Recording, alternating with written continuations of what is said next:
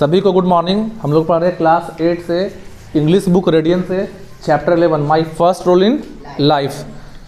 My first role in life. तो इस पाठ में हम लोग जानेंगे कि जो चैप्टर के जो लेखक हैं उन्होंने अपने जीवन में जो रंगमंच बोलते हैं स्टेज को, तो अपने जीवन में जो मंच पर जो पहला फर्स्ट टाइम जो किरदार निभाए थे, जो भूमिका निभाए थे, तो उसमें क्या क्या हुआ था।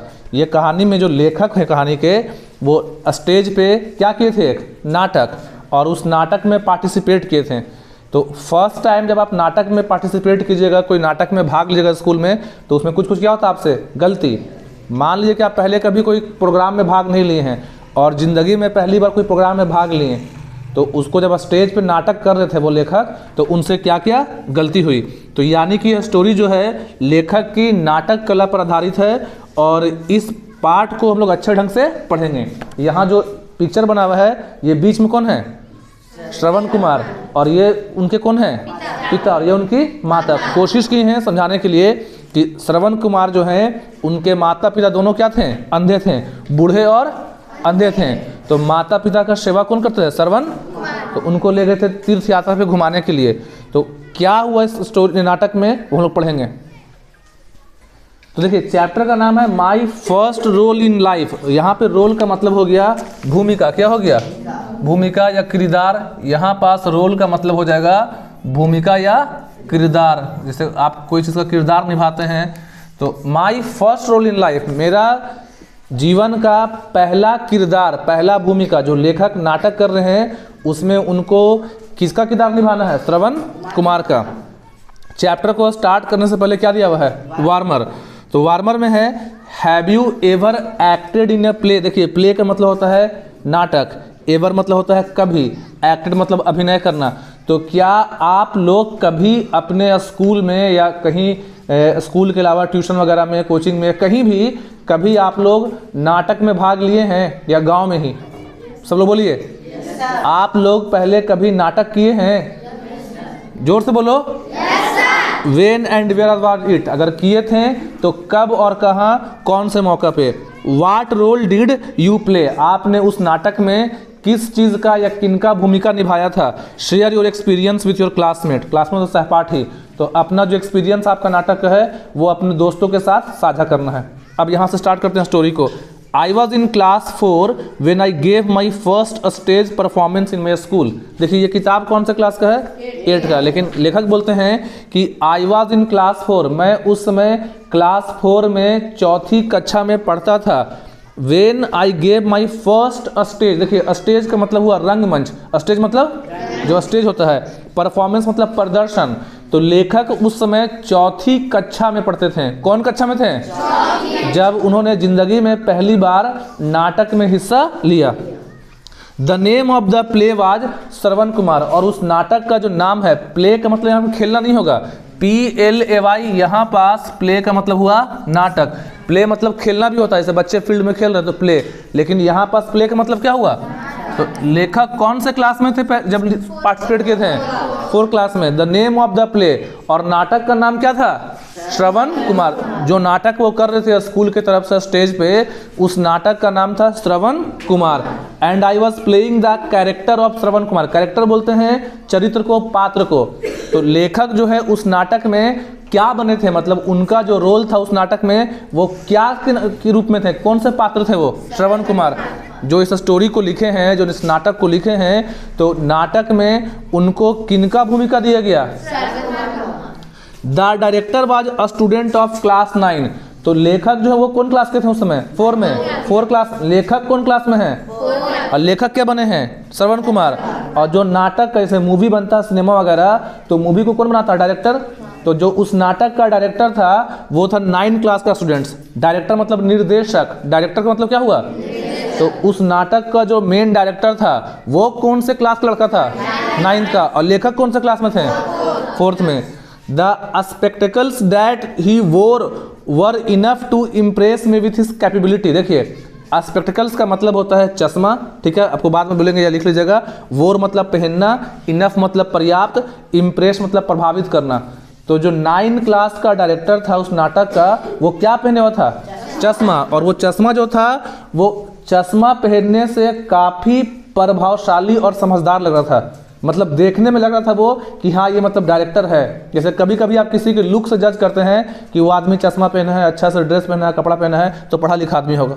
जैसे उसके कपड़े से, लुक से कि अच्छा चश्मा लगाया है, घड़ी पहना है और एक अच्छे से कपड़ा पहना है तो पढ़ा लिखा है।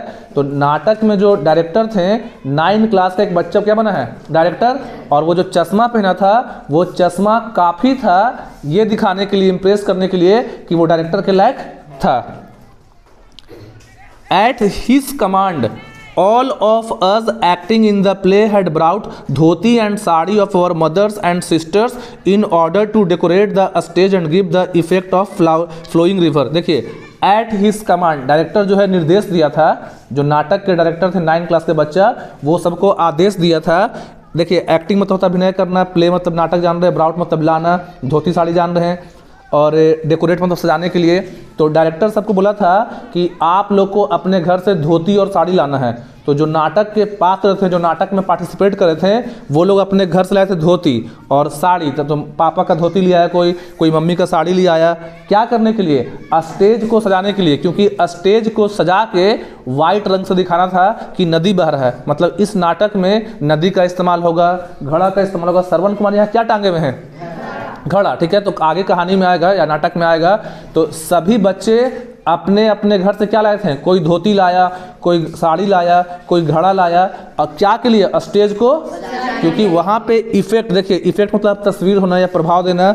तो वहाँ पे एक दिखाना था कि नदी बह रहा है, तो नदी को लिए थोड़ा सा यूज कर दिया गया कलर। ठीक है, आगे A bucket full of water was kept at the place where Shravan Kumar went to fetch water for his old blind parents। देखिए, बकेट मतलब होता है बाल्टी, बकेट मतलब बाल्टी, और केप्ट मतलब रखा हुआ, फेच मतलब लाना। जैसे पानी लाने के लिए बोलते हैं वर्ड फेच करना, FETCH, फेच मतलब लाना।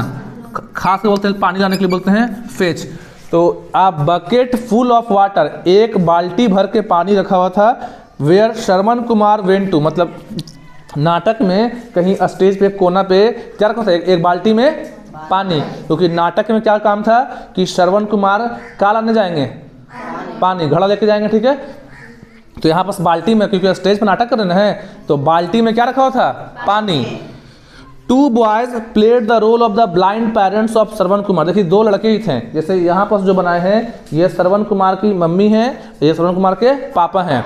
लेकिन उस नाटक में 2 लड़के ही निभा रहे थे रोल श्रवण कुमार के ब्लाइंड पेरेंट्स का। BLIND, ब्लाइंड मतलब अंधे। तो श्रवण कुमार जो है उनके माता पिता क्या थे? अंधे थे। तो 2 बच्चे श्रवण कुमार के अंधे माता पिता का रोल निभा रहे थे। आ रहा समझ में? तो श्रवण कुमार की माँ का रोल भी कौन निभा रहा था? एक लड़का। और पिता का रोल भी एक लड़का। और दोनों को क्या बनने का नाटक करना था? अंधे का। They had been instructed to keep their eyes closed all the time and to sit together in the center of a stage facing the audience। पहले हिंदी मीनिंग सुन लीजिए। इंस्ट्रक्टेड मतलब निर्देश देना, इंस्ट्रक्टेड मतलब निर्देश देना, और फेसिंग मतलब सामना करना, ऑडियंस मतलब दर्शक। तो दे हैड बीन इंस्ट्रक्टेड, उनको आदेश दिया गया था।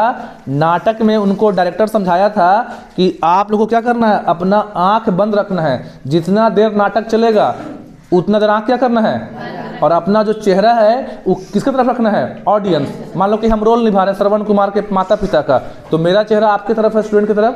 तो उनको कहा गया था कि जितना देर नाटक चलेगा उतना देर आपको आंख क्या रखना है? बंद रखना है, और अपना जो चेहरा है वो किसकी तरफ रखना है? ऑडियंस मतलब दर्शक जो नाटक देखने आए हैं। वन ऑफ देम, अच्छा जो आदमी अंधा नहीं है, मान लीजिए आप ही लोग कोई हम लोग को बोलेंगे आंख बंद करो, तो बहुत देर तक बंद रख पाएंगे? बीच में क्या कर लेंगे आंख को थोड़ा सा? तो वन ऑफ देम बोधराज, याद रखिएगा नाटक में है जिसका नाम है बोधराज। नाम को याद रखना, क्या नाम है? बोधराज, BODHRAJ, बोधराज। तो उसमें से जो था एक लड़का, नाम था Bodhraj, playing the role of mother. रखिएगा, बोधराज जो है किसका रोल निभा रहा है? श्रवण कुमार की माँ का। एक लड़का, जैसे 2 लोग निभा रहे हैं, तो एक लड़का जो श्रवण कुमार की माँ का रोल निभा रहा है उसका नाम क्या है? बोधराज। प्लेइंग द रोल हो गया वोर हिज मदर साड़ी, वो अपनी माँ का क्या पहन के आया था?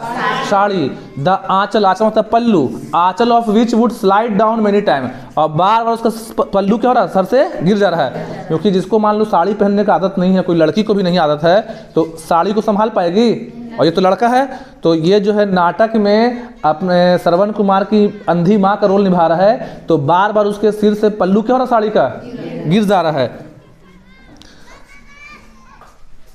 इसके बाद का पैराग्राफ करेंगे पार्ट 2 में।